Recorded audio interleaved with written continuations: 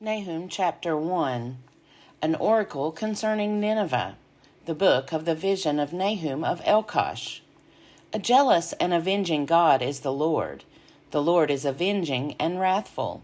The Lord takes vengeance on his adversaries and rages against his enemies. The Lord is slow to anger, but great in power, and the Lord will by no means clear the guilty. His way is in whirlwind and storm, and the clouds are the dust of his feet. He rebukes the sea and makes it dry, and he dries up all the rivers. Bashan and Carmel wither, and the bloom of Lebanon fades.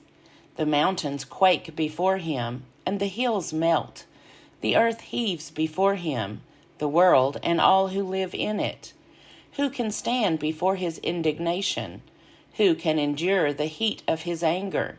His wrath is poured out like fire, and by him the rocks are broken in pieces.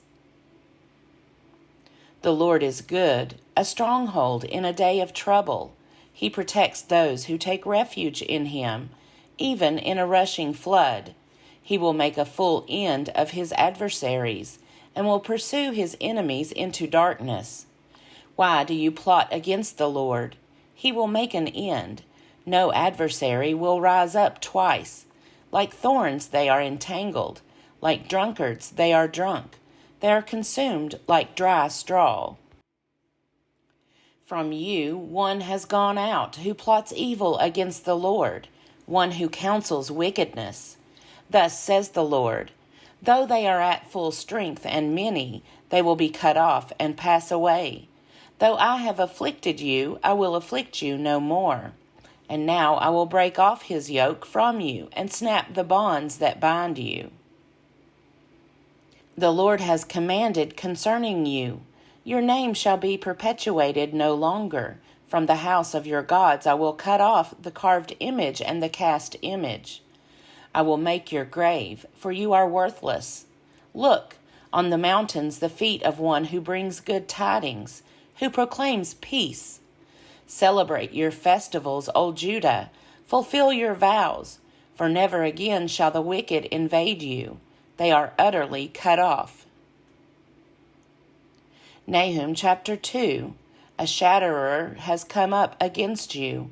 Guard the ramparts. Watch the road. Gird your loins. Collect all your strength.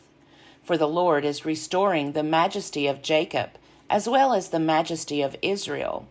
Though ravagers have ravaged them and ruined their branches. The shields of his warriors are red, his soldiers are clothed in crimson. The metal on the chariots flashes on the day when he musters them. The chargers prance.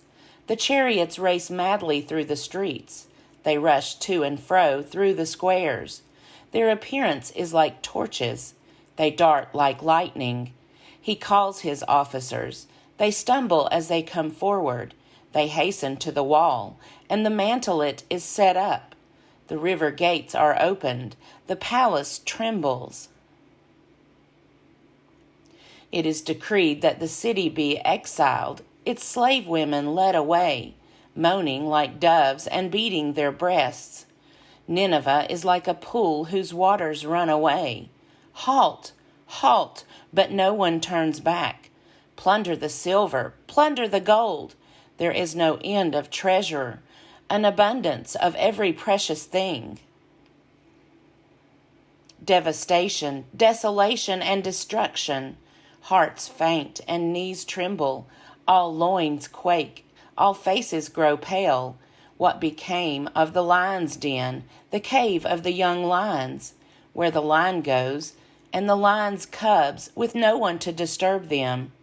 The lion has torn enough for his whelps and strangled prey for his lionesses. He has filled his caves with prey and his dens with torn flesh. See, I am against you, says the Lord of hosts, and I will burn your chariots in smoke, and the sword shall devour your young lions. I will cut off your prey from the earth, and the voice of your messengers shall be heard no more.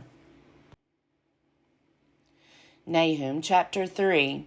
Ah, city of bloodshed, utterly deceitful, full of booty, no end to the plunder.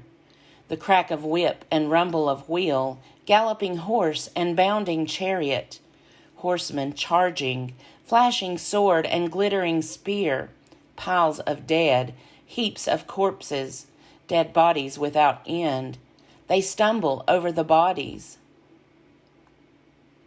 Because of the countless debaucheries of the prostitute, gracefully alluring, mistress of sorcery, who enslaves nations through her debaucheries and peoples through her sorcery. I am against you, says the Lord of hosts, and will lift up your skirts over your face, and I will let nations look on your nakedness and kingdoms on your shame. I will throw filth at you and treat you with contempt and make you a spectacle. Then all who see you will shrink from you and say, Nineveh is devastated. Who will bemoan her? Where shall I seek comforters for you? Are you better than Thebes, that sat by the Nile, with water around her, her rampart a sea, water her wall? Ethiopia was her strength, Egypt too, and that without limit. Put and the Libyans were her helpers. Yet she became an exile. She went into captivity. Even her infants were dashed in pieces at the head of every street. Lots were cast for her nobles. All her dignitaries were bound in fetters. You also will be drunken. You will go into hiding. You will seek a refuge from the enemy. All your fortresses are like fig trees with first-ripe figs. If shaken, they fall into the mouth of the eater. Look at your troops. They are women in your midst. The gates of your land are wide open to your foes. Fire has devoured the bars of your gates. Draw water for the siege. Strengthen your forts. Trample the clay. Tread the mortar. Take hold of the brick mold. There the fire will devour you. The sword will cut you off. It will devour you like the locust. Multiply yourselves like the locust. Multiply like the grasshopper.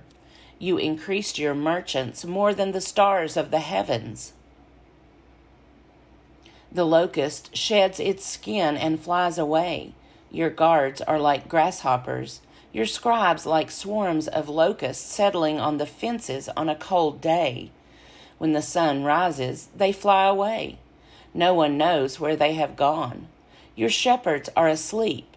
O king of Assyria, your nobles slumber. Your people are scattered on the mountains with no one to gather them. There is no assuaging your hurt. Your wound is mortal. All who hear the news about you clap their hands over you. For who has ever escaped your endless cruelty?